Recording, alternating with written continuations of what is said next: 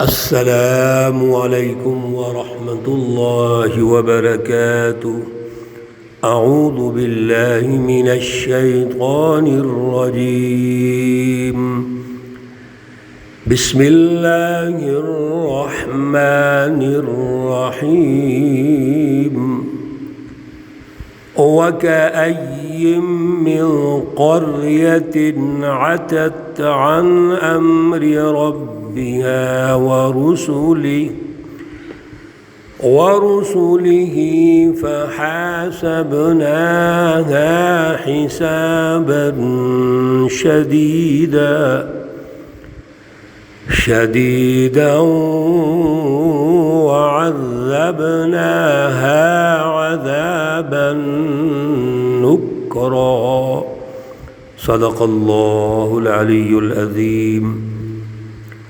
اللہم صلی علی سیدنا ومولانا محمد النبی الأمی وعلى آلہ واصحابہ وبارک وسلم وصلی علیہ۔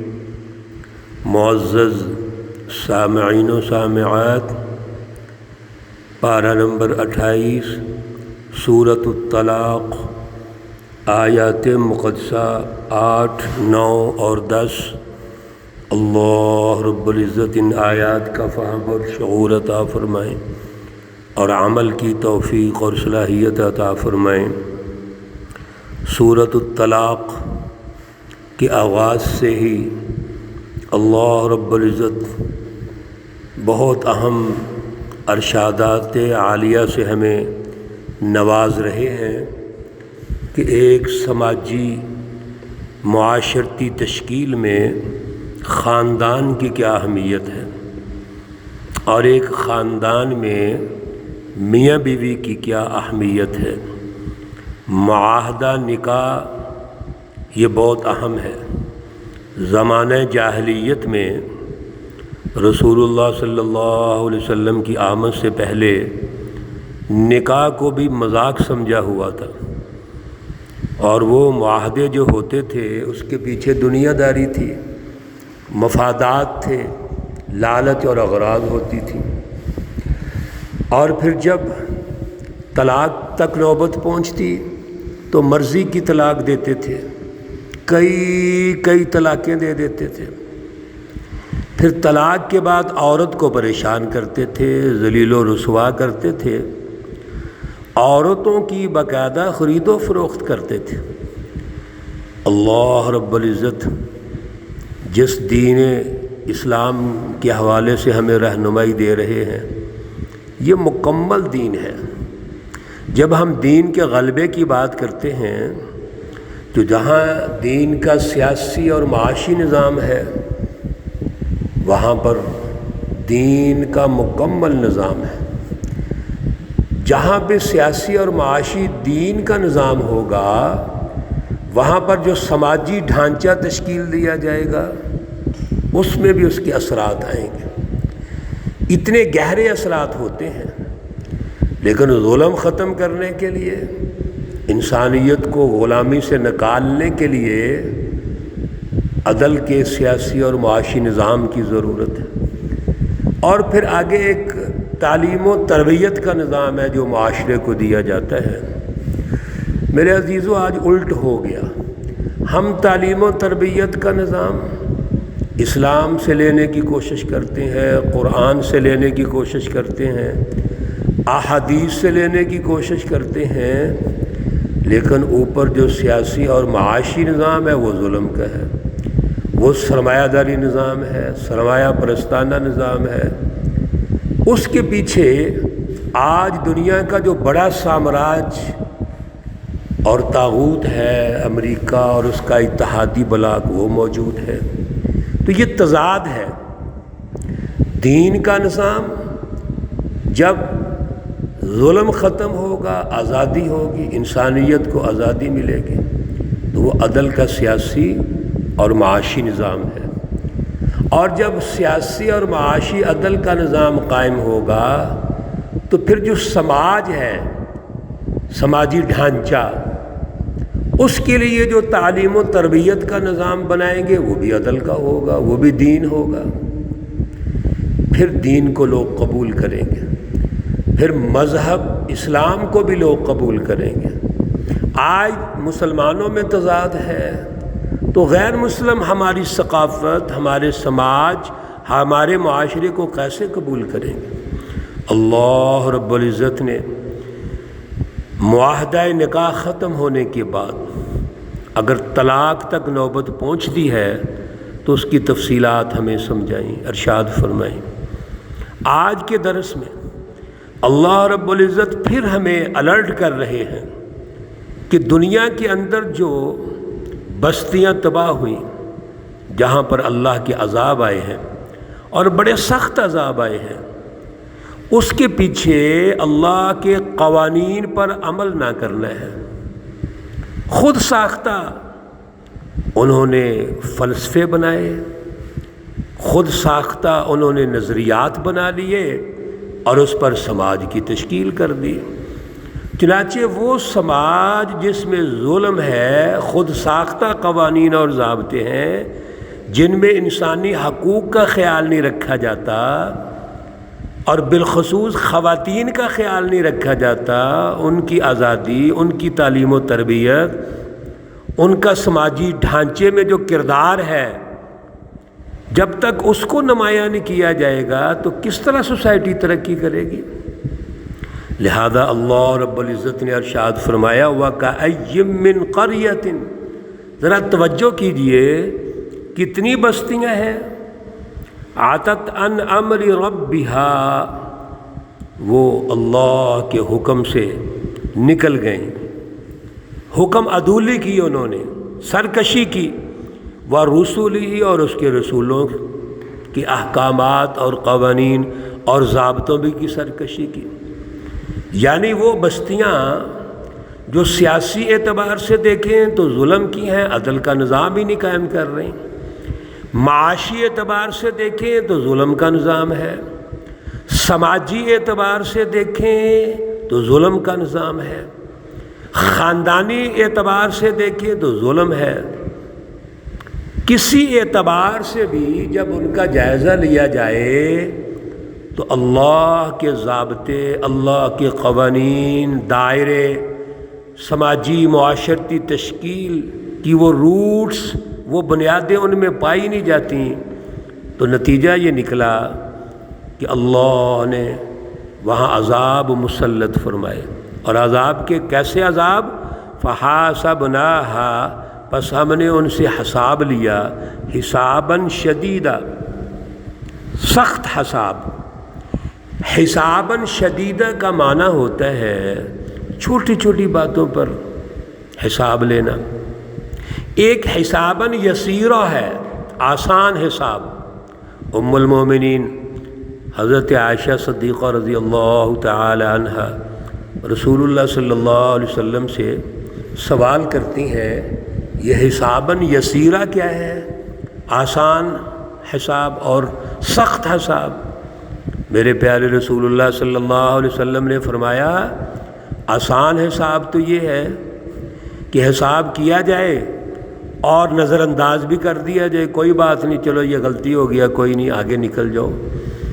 اور حساباً شدیدہ یہ ہے کہ ایک ایک چیز کی پڑتال کی جائے، خواتین کے حقوق پورے کیے ہیں، یہ حساب لیا جائے، خواتین سے حساب لیا جائے کہ خاندانی زندگی میں مردوں کے حقوق پورے کیے ہیں، ایک ایک چیز کی پڑتال کی جائے، صحیح آڈٹ کیا جائے۔ آڈٹ پیرے لگائے جاتے ہیں نا جب مالی حساب ہوتا ہے، تو اللہ فرما رہے ہیں کہ یہاں ایک ایک چیز چیک کی جائے گی۔ دین کے غلبے میں جہاں سیاسی نظام دیکھا جائے گا، معاشی نظام دیکھا جائے گا، وہاں انسانی حقوق کو بھی دیکھا جائے گا، اور انسانی حقوق میں پہلا جو یونٹ ہے میاں بیوی، ان کے حقوق کو دیکھا جائے گا۔ مرد کے لیے عورت کے حقوق، عورت کے لیے مرد کے حقوق، پھر ماں باپ، اولاد، یہ پورا سماجی نظام ہے جو خاندانی نظام سے شروع ہوتا ہے۔ وَعَذَّبْنَاهَا عَذَابًا نُكْرًا، اور ہم نے ان کو عذاب دیا، ایسا عذاب، ایسی آفت جو نکرا، بڑی عجیب سی اور اجنبی آفت، ان دیکھی، جو نظر نہیں آتی۔ اللہ کے عذاب آئے ہیں نا، قوم عاد ہے، سمود ہے، ہود ہے۔ پھر رسول اللہ صلی اللہ علیہ وسلم کے دور میں ابو جہل اور اس کی پارٹی پر عذاب آئے۔ کیسر و کسریٰ جو ناقابل تسخیر سمجھے جاتے تھے، اللہ کے عذاب آئے ان پر۔ اللہ فرماتے ہیں جب میرے قوانین کو چھوڑو گے، ضابطوں کو چھوڑو گے، خاندان تباہ ہوں گے، معاشرے تباہ ہوں گے۔ فذاقت وبال امرها، سبحان اللہ، بڑی اہم توجہ کیجیے اللہ کی رہنمائی۔ پس چکھو اپنے جو کام ہے ان کا وبال، وبال امرها، جو تم نے غلط خود ساختہ نظریات، خیالات، فلسفی پیدا کی، خود ایک عمل شروع کر لیے، اپنی سوچ معاشروں کے اندر پیدا کر دی، مافیا آگے، خاندانوں میں بھی مافیا ہوتے ہیں، اپنی سوچ نافذ کرنے کی کوشش کرتے ہیں۔ اللہ کہتے ہیں یہ تمہارا اپنا عمل ہے، اب اس کا عذاب چکھو۔ وَكَانَ عَاقِبَةُ أَمْرِهَا خُسْرًا، اور تمہارا جو انجام ہے وہ بڑا گھٹیا انجام ہے، نقصان والا انجام ہے۔ میرے عزیزوں، کبھی بھی اعلیٰ فلسفی توحید کو چھوڑ کے شرک کو اختیار کرو گے، انسانی حقوق کو چھوڑ کے ظلم کو اختیار کرو گے، خواہ وہ میاں بیوی سے شروع ہو جو، انجام اچھا نہیں ہوگا۔ پیچھے آپ نے پڑھا ہے، اللہ نے رہنمائی ارشاد فرمائی ہے، جب اللہ کے ضابطوں اور قوانین کے مطابق چلو گے تو اللہ آسانیاں پیدا فرمائیں گے، اللہ راستے کھول دیں گے۔ اور حکم عدولی کی شکل میں عطت ان امر ربها، اللہ کہتے ہیں عد اللہ لہم عذابا شدیدا، اللہ نے ان کے لیے جو عذاب تیار کیا ہے بڑا سخت عذاب ہے۔ اب کیا سلسلہ ہے، طریقہ کار کیا ہے، کیسے بچیں؟ سنو، اللہ وہ بھی بتا رہے ہیں، فاتقوا اللہ، بس اللہ سے ڈرو، یا اولی الالباب، اے عقل والو۔ سبحان اللہ، اللہ نے جب ڈرنے کی بات کی، پیچھے بار بار اللہ کہہ رہے ہیں وَمَن يَتَّقِ اللَّهَ، اللہ سے ڈرو۔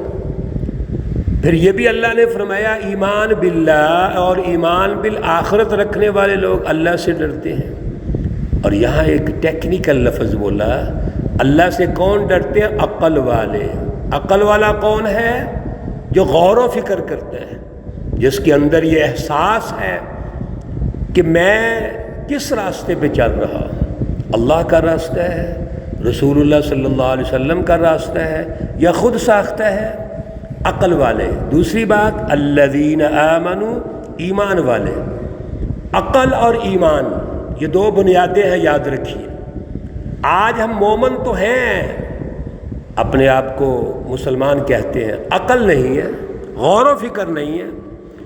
اللہ کہتے ہیں قد انزل اللہ الیکم، تحقیق اللہ نے یہ نازل فرمایا ہے، الیکم تمہاری طرف، ذکراً نصیحت، یہ مکمل ضابطے، قوانین، پھر رسول اللہ صلی اللہ علیہ وسلم کی رہنمائی، عملی زندگی، یہ ہمارے لیے نصیحت ہے۔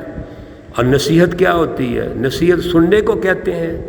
نہیں، نصیحت ہے فاعتبروا یا اولی الابصار، اے عقل والو غور کرو، عبرت حاصل کرو، جائزہ لو، اپنی سوسائٹی اور معاشرے کا جائزہ لو اور ان قوانین کو نافذ کرو سوسائٹی پر، یہ ہے نصیحت۔ اللہ رب العزت ہمیں اعلیٰ شعور، اعلیٰ فہم عطا فرمائے۔ اللہ رب العزت تمام بیماروں کو شفائے کاملہ عاجلہ مستمرہ عطا فرمائے۔ اللہ رب العزت تمام مرحومین و مرحومات کو جنت الفردوس میں اعلیٰ مقام عطا فرمائیں۔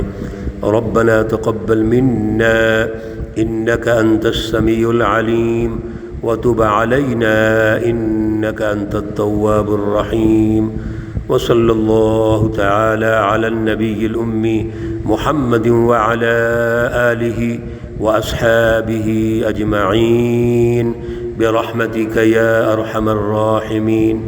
السلام علیکم ورحمۃ اللہ وبرکاتہ۔